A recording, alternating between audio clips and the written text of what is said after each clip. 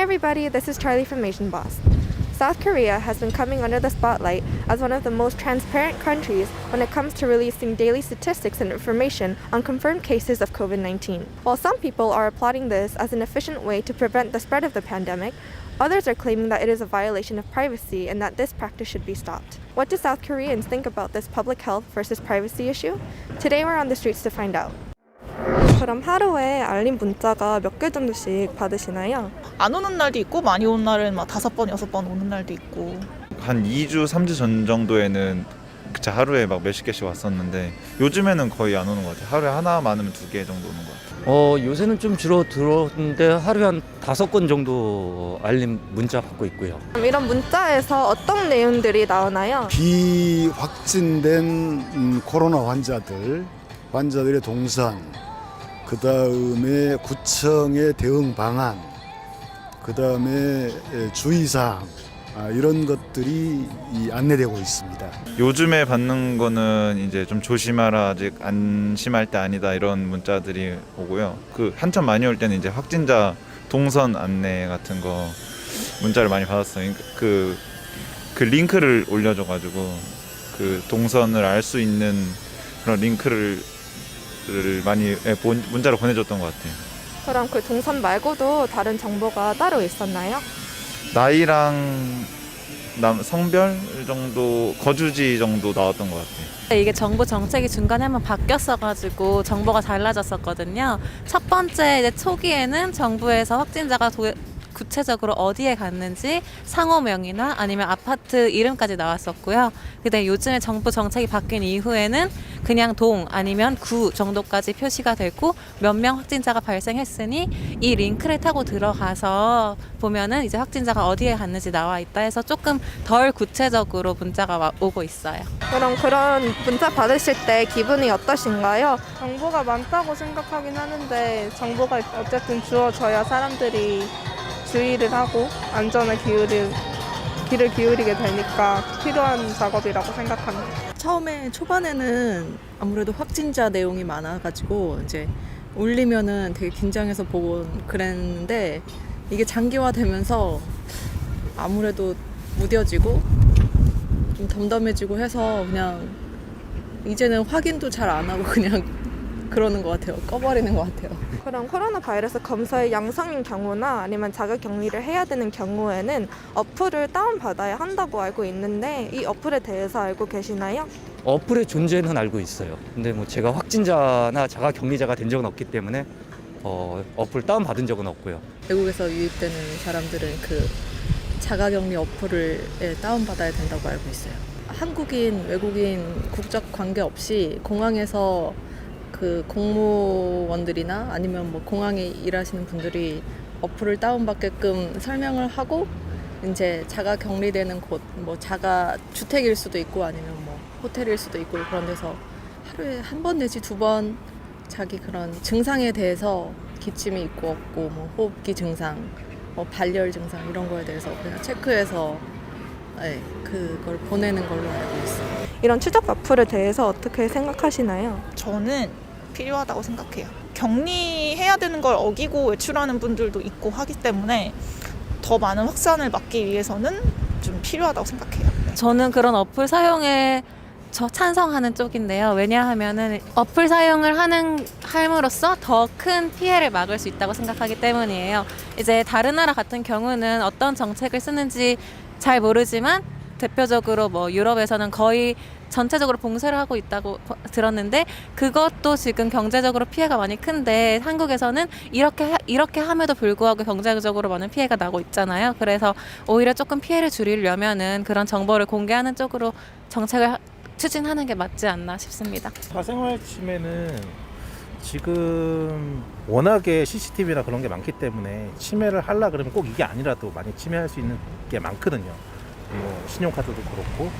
근데 국가 위기 상황이다 보니까 한정된 기간 안에서는 이 정도는 해도 괜찮다고 생각해요. 한 명이라도 발병 환자를 줄이기 위해서는 서로가 믿고 이제 어느 정도 이제 거리를 이제 어디에 방문을 했고 이런 것에 대해서 수집하는 것에 대해서는 크게 문제가 되지 않다고 생각은 하는데, 어떻게 보면은 개인정보에 대한 이제 조금 민감한 사람들이 있을 수도 있으니까 이거는 조금 더 이제 평소 같았으면은 문제가 됐겠지만, 지금은 이제 코로나 바이러스에 의해서 지금 사회가 굉장히 불안한 상태고, 많은 사람들이 오히려 이 시스템은 좋다고 생각하는 사람들도 있기 때문에 저는 그 어플에 대해서는 크게 반대한다고 생각은 안 해요.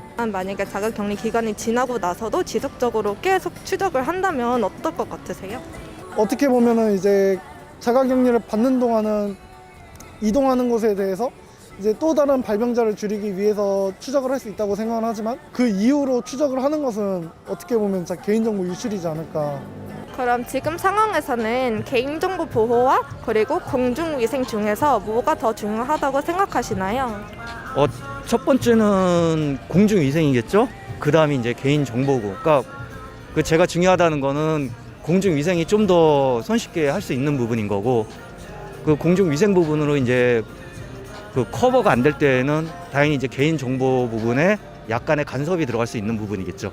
개인정보 보호가 저는 훨씬 중요하다고 생각을 하고요. 그 다음에 이제 법적으로도 개인의 동의가 있다면은 정보를 보호할 수 있는 게 지금 한국 법이기 때문에 제가 듣는 그런 설문조사나 아니면 뉴스에서 진행된 그런 대중의 설문조사에 의하면은 대다수의 사람들이 자기의 정보를 공개하는 거 아니면 자기의 동선을 공개하는 거에 동의하고 있다고 저는 들었습니다. 개인정보를 활용하는 것에 대해서 한국인들은 대부분 괜찮다고 생각할까요? 그거는 개인차가 있을 것 같은데, 그래도 안전을 중요시되는 지금 이 상황에서는 다들 필요하다고 생각은 하지 않을까라고 생각합니다. 그렇지 않습니다.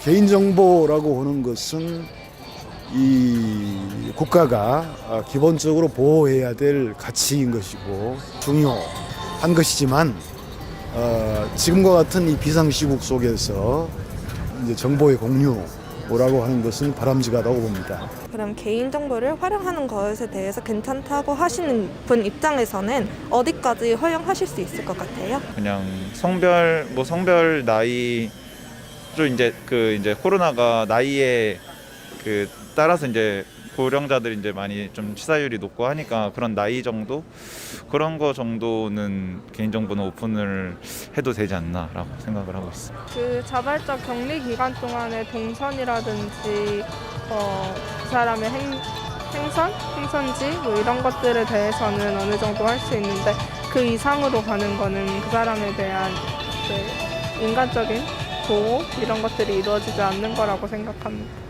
사실 동선 공개에 대해서도 말은 많은 걸로 알고 있어요. 제가 들은 걸로는 뭐 어느 아파트 이름이 공개된다 그러면은 거의 부동산 가격을 우려해서 이제 사람들이, 이제 동네 주민들이 그거를 뭐 이렇게 반발을 한다거나 그렇다고 들어서, 그래도 동네까지는 확진자 동선에 동네까지는 그래도 공개를 하는 게 옳지 않나. 그 당시에는 필요했다고 생각해요.